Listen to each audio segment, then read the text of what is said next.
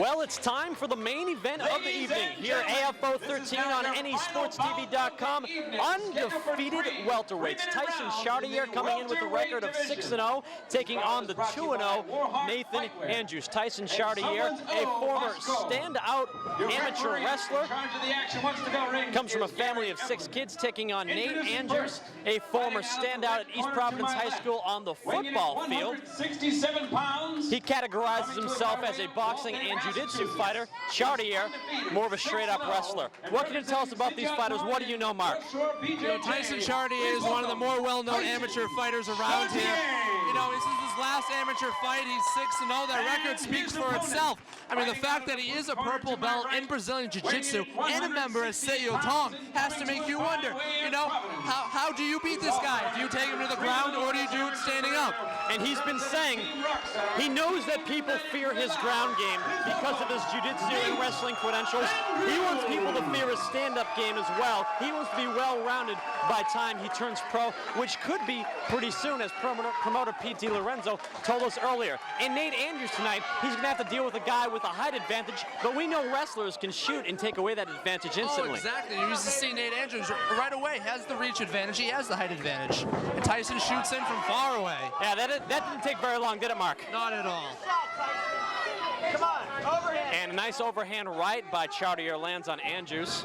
And he once again shoots, thinks better of it, back up on his feet.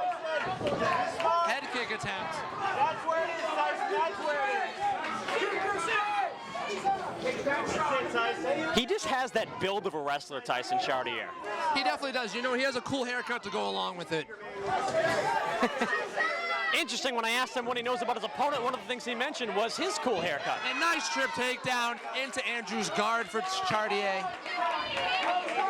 Posture, Tyson. Posture when you feel good, man. Posture when you feel good. Make him work a little bit. Make him work. Now you see Andrews locking up the body triangle. It makes it tough for your opponent to kind of move around, posture up, and rain down punches onto your face. Hands up, Tyson. Hands up, Tyson. It also restricts their breathing a little bit, but not too much. Up, and he let it go. Head up first, man, with the hand on the neck.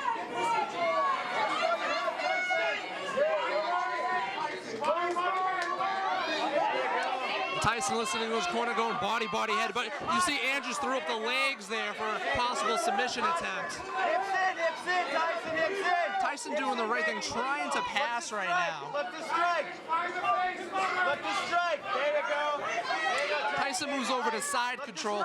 Let's see if he can get some ground and pound work in.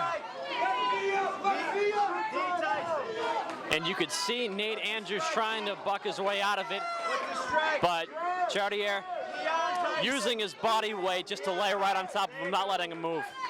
Andrews seems to be doing some of the right things. He seems to be trying to improve his position. You see, Chartier had side control. Now, you know, he's back into half guard.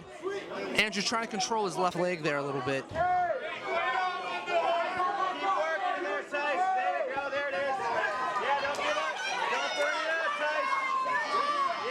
Chartier trying to pass, trying to get his left leg over Andrews up, and Andrews able to reverse. Chartier may have Andrews in a little bit of a guillotine. It's unable for us to see, but nevertheless, Andrews pops his head out. I thought he had the guillotine in a little bit, obviously not too tight since he popped out pretty soon after. And now we see Andrews in the top position in Chartier's half guard. Let's see how, you know, Chartier's jiu-jitsu and wrestling off his back is. Underhook and sweep, Tyson.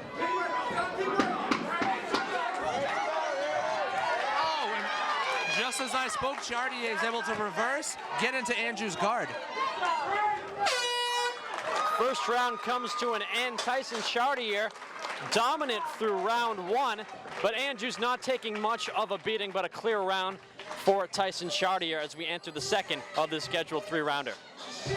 Fight fans, don't forget to mark your calendar for October 8th for Halloween Havoc, the rematch between Patty Thunder Kitten Thompson and the man who took his title, the new AFO welterweight champion, Tim Watch Your Back O'Connell, along with a great co-feature Corner of Nate Andrews. DJ Marino and Christian Rivera. And see other favorites such as Looking like they're trying to get some energy back into him, shaking his arms. Probably exerted a lot of energy trying to get Tyson Chartier off him through the first round. Yep, has American Fighting Organization. Eddie Felix over there. I'm sorry, Louis Felix over there in his corner of Team Rockstar. Fight fans, you need to And of stand course, back in the cage in Chartier's corner, we got Mark Delagrati. Also see judo Olympian Rick Hahn. Thank you very much.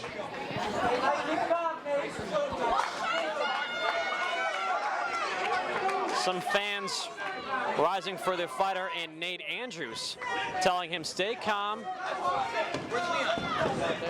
as Chartier throws a leg at his legs.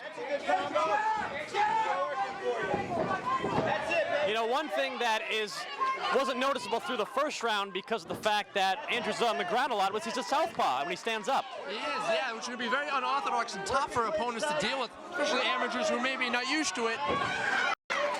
That being said, Chartier is a very well-experienced amateur fighter. And now Chartier getting right to the full mount, listening to his corner very well. Look to strike, Tyson. Look to strike. Look to strike out of there. Again, you see Andrews trying to buck, trying to do the right things, and now by bucking, you see he's now in the half guard position.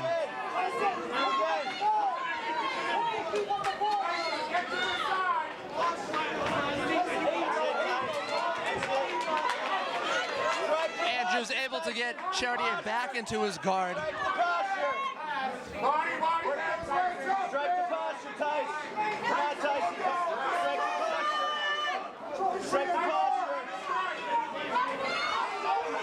There you go, there you go.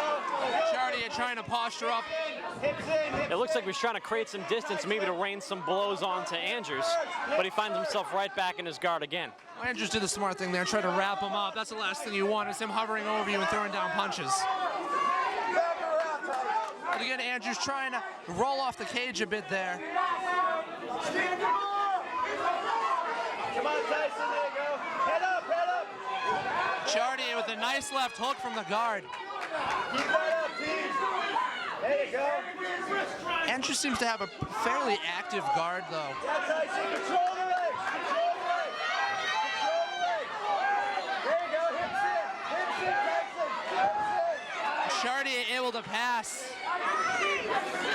Here, Andrews is going to want to stand up. However, it looks like Chartier has him in a guillotine. Oh, and he taps. And Nate Andrews taps out Tyson Chartier, stays unbeaten. He submits Nate Andrews in the second round with a guillotine choke. Tyson Chartier dominant from the get-go of that fight. What did he do right, Mark? Yeah, Chartier was great, executed his game plan perfectly. He was able to take Andrews down, impose his will on him, and then, show us, his jiu-jitsu. He looked good. Really, the first two rounds of the fight, I thought Chartier looked very well, and you know what? Hopefully the next time we'll see him, he'll be as a pro. Tyson Chartier, if he does turn pro in his next fight, will end his amateur career, a perfect one, at 7-0, as it looks like we're having some difficulty with the lighting here in the facility.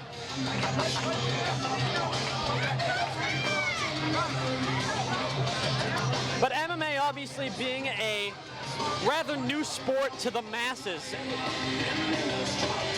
7-0 for Tyson Chartier.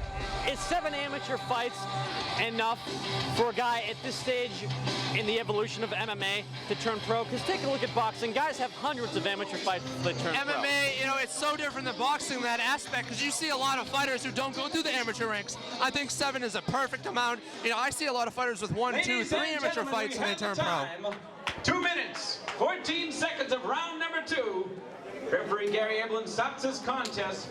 Your winner by tap out on a guillotine and still undefeated, Tyson Chartier. So 2 minutes and 14 seconds of the second round. Tyson Chartier forces Nate Andrews to tap out due to a guillotine.